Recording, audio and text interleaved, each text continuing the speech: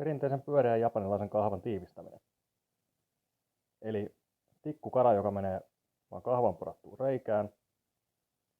Tuosta ehkä näkee vähän väliä. Tai sitten ei.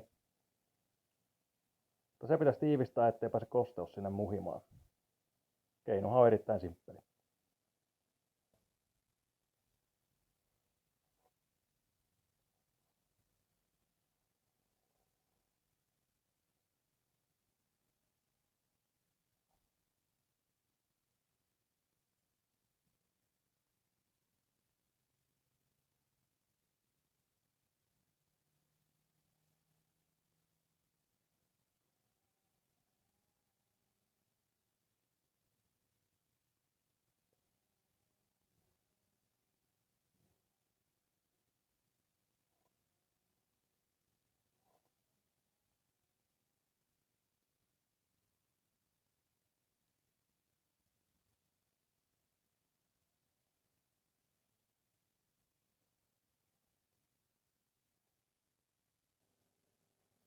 Noin, nyt on sulateltu kynttilää kahvaan.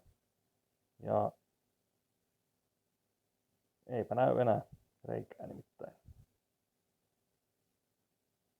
Ei tarvi olla siisti, kunhan ajaa asiansa. Ylimääräiset saa kynnellä rapsutettua pois.